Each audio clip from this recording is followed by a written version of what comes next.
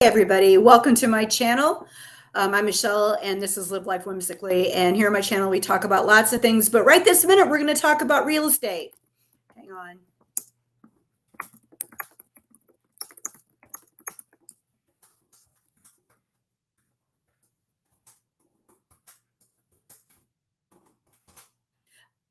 So I'm sorry, I'm so mad right now. I am losing my Chris app.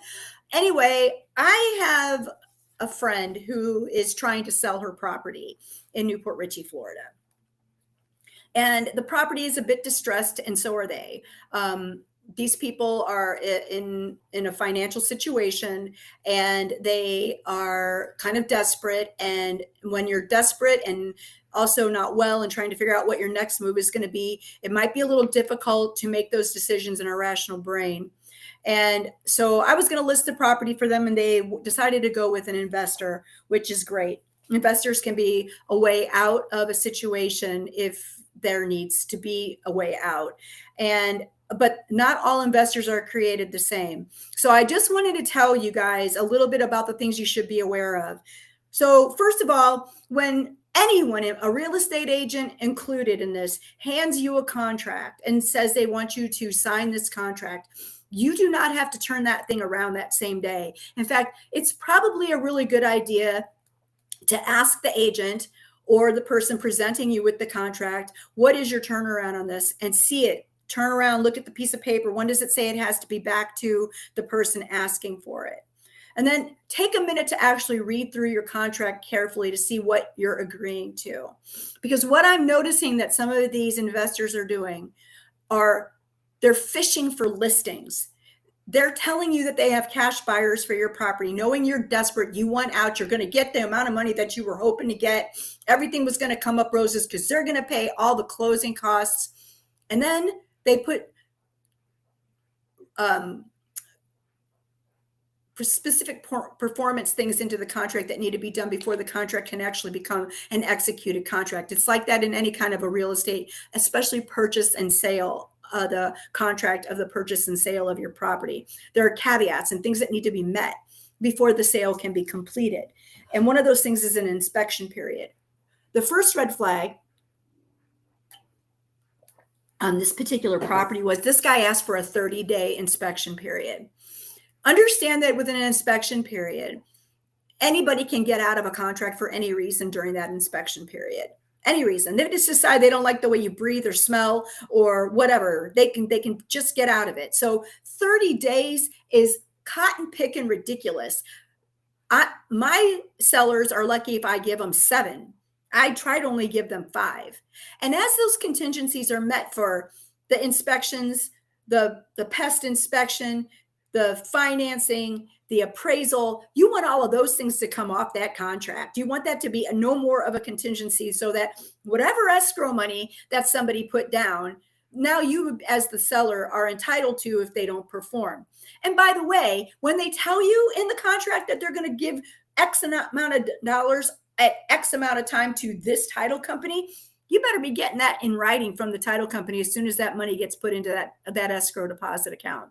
So what this particular fella did was give himself that 30 days, turn around and look at these people and say, I can't sell this house. It's in a flood zone. When he knew what it was, he looked at a pond from the backyard. He could see he was standing in a flood zone with cypress trees when he came and took the pictures that he did not tell them were going to be in the multiple listing system. He just put them out there with all of their clutter and clothing and things that they had taken off the night before in their bedroom, peanut butter jars, stuff all over the house, just left it that way and threw that up on the multiple listing system with a real estate agent these people have never met. They didn't sign a listing agreement with this real estate agent. They signed a purchase contract with this other investor who gave this to the other real estate agent, which makes me believe that under this umbrella of, black and yellow hurts a fella, do your math, that these two people work together. They know what they're doing. They're putting stuff up on websites that are capturing people that are desperate to sell their houses so that they can lure them in. No, they're not going to. I don't have an investor for that house, but now I got a listing for $275,000, and I'm going to pick up buyers who are going to look at this house And then I'm going to take them over to this other house that's much nicer than the one that's in distress. And I'm going to sell that house to them for 275, maybe even more, using your property as a decoy to get them in there.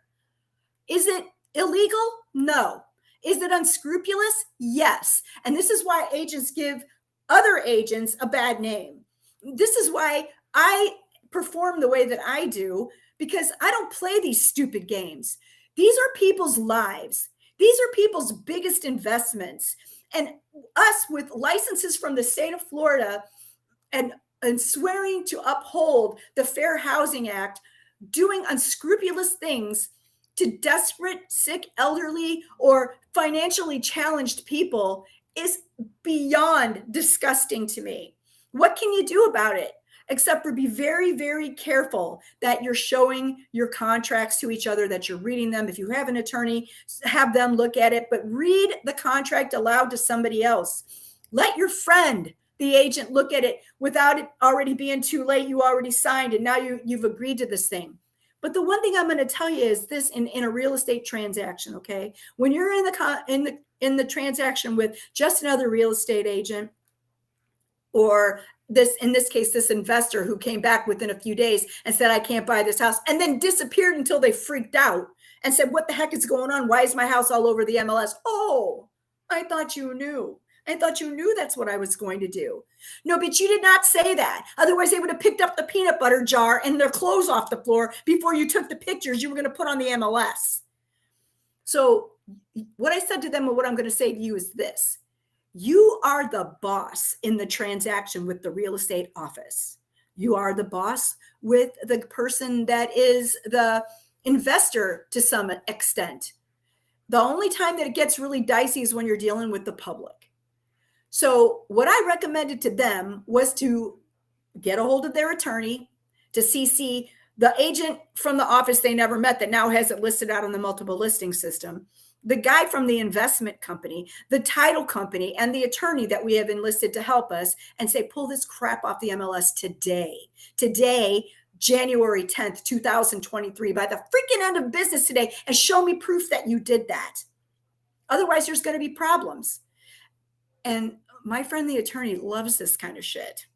So not all agents and investors are created the same. It's really important to, especially when they're looking at you going, oh, we're not going to work with you if you get a real estate agent. They don't want you to have a real estate agent because they don't want you to have any kind of balking at anything they're asking for in the contract. I've seen contracts with investors that had a per diem in them. If for some reason the closing were to get hold up, and this is generally if you're buying from an investor, for every day that you aren't closing, they can charge you some outrageous dollar amount, like several hundreds of dollars until you close. Be smart. The market is getting crazy right now. You do not have to do anything. If you're in trouble, you'll be in trouble tomorrow or the day after that too. So take your time, read your stuff, send your contracts. You can send them to me and I can send them to other agents in EXP, because that's who I work for, throughout the United States and even in some other countries. And I can get you help with a professional who can look at your contract, take it to their broker, and make sure that you're not getting screwed. It's really important to take care of yourself, because not all agents and not all investors and not all title companies are created the same. My name is Michelle Flood. I'm with eXp Realty. I have been a real estate agent since 2008, and I would love to help you out. Take care, and I'll talk to you soon.